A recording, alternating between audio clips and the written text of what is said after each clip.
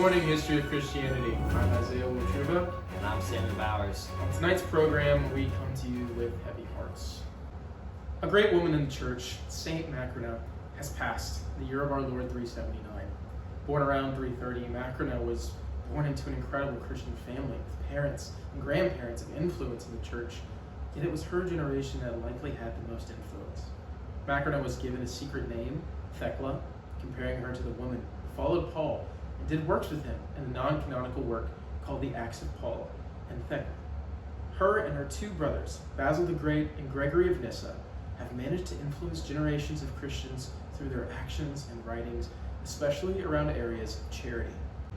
Indeed, the eldest sister of 9 children, possibly 10, all incredible people with 2 sainted church fathers.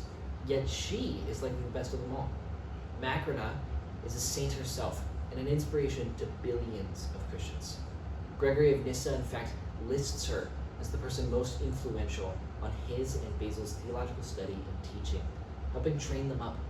Plus, her actions helped set about a movement within the church to be more generous to those in need, especially passing that idea down to her brothers. Gregory himself actually attributes his sister as the primary actor in the conversion of their brother Basil, who had been intrigued by the worldly realm of rhetoric, as well as having great pride about himself.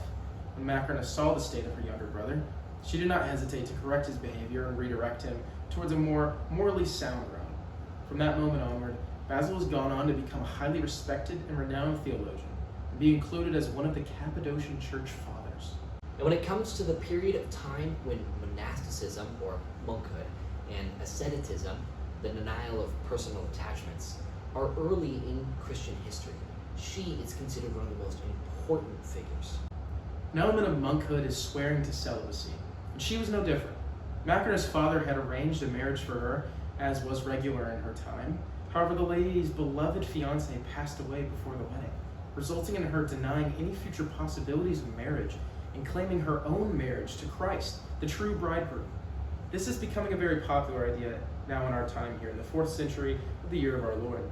She turned a family estate into a monastery where she would stay and live a life of ascetic discipline and prayer, studying the scriptures and showing attentive care for the spiritual development of her siblings. But most importantly to her monkhood was her service of those in need. Macrina was known for her open generosity to the poor, her denial of material possessions. She was especially known to be influential during the common cases of infanticide during her time, when infants would be thrown on the side of the road or killed. She would pick up babies that had been left places, babies that had been abandoned by their parents, and take care of them on her own within her monastery. She was truly and literally a saint. Indeed, the women that lived in her monastery with her were always amazed. She lived a life that many poor might live, despite her definite ability to have lived a privileged life.